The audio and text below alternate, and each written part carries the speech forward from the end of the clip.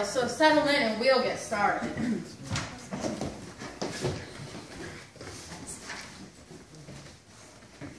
Hey, I got it! Hey, wait for me! Oh, no! Excuse us for a moment, everyone, when we get this cleaned up. We'll get it cleaned up. Is everyone okay? Oh, here you go! Put us back together.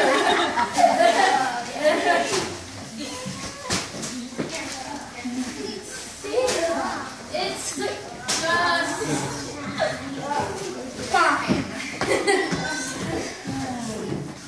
Well, maybe things are a bit messed up in this book, but we're going to try and tell the stories that we practiced. You guys go get ready. Hey, Theo! Do you think you can read this rhyme? Sure.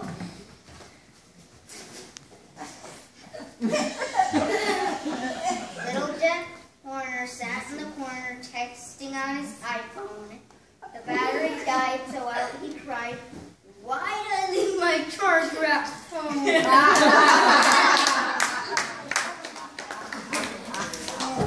Well, maybe things got a little more messed up in this book than I thought. Well, on to our first story. Our first story is called Goldilocks and the Three Bullfrogs. Once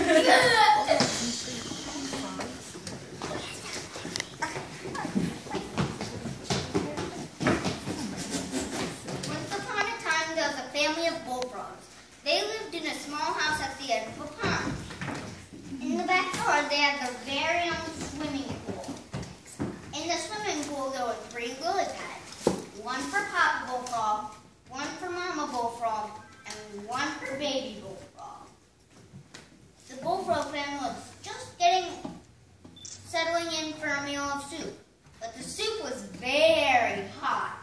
So they decided to go out for a short hop before their meal. By the time they returned, they expected the soup would have cooled down. Meanwhile, a little girl named Goldilocks was walking in the woods. She noticed a small house at the edge of the pond. She went inside. Huh, 3 bowls of soup. I wonder who these belong to. Goldilocks took a spoonful of Papa Bullfrog's soup. But before she put it in her mouth, she noticed something was odd. There are flies in this soup! Yuck! Then she took a spoonful of Mama Bullfrog's soup. But before she put it in her mouth, she again noticed something was odd.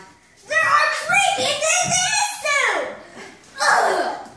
Then she noticed that Baby Bullfrog soup didn't have any flies or crickets. The soup is just right. Goldilocks ate all of Baby Bullfrog's soup. Then she looked out the window and noticed the frog's lily pad pool. She decided it would be nice to take a swim. Goldilocks swam for a while. She noticed the lily pads. This was strange. She wondered who lived in this house. She thought it would be fun to sit on one of the lily pads. Goldilocks sat on to Papa Bullfrog's lily pad. Huh, this lily pad is just too big. Then Goldilocks swam over to Mama Bullfrog's lily pad. Ah! That lily pad is way too slippery. Then she swam over to the third and final lily pad, which belonged to Baby Bullfrog. Ah, this lily pad is just right. Then suddenly there was a strange burbling noise. The lily pad was sinking. Goldilocks fell into the water with a splash. Then she got out of the pool and went inside. She decided it would be nice to take a look around upstairs. The first thing she noticed was a very bouncy-looking bed. This was strange. Who lived in a house with fly soup, lily pads in the pool, and bouncy beds? Goldilocks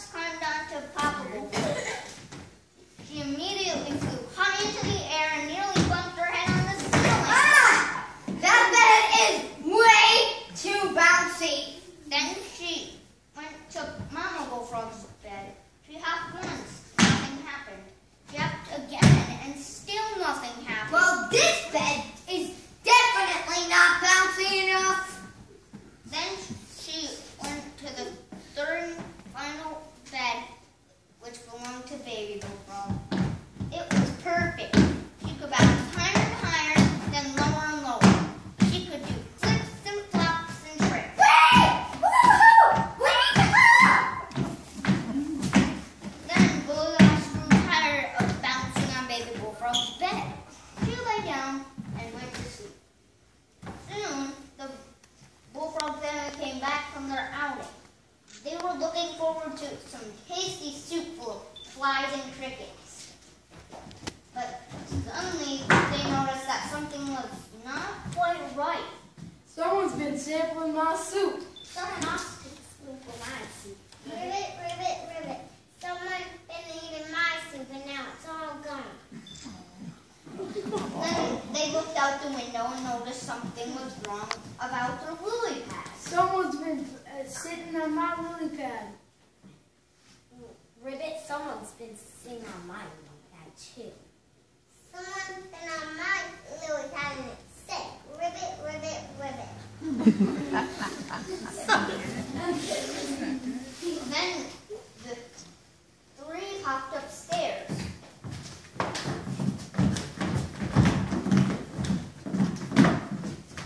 Someone's been bouncing on my bed. Someone's also been bouncing on my bed. Ribbit. Someone's been bouncing on my bed and they're still there. Ribbit, ribbit, ribbit. With all the commotion, the Goldilocks pulled up.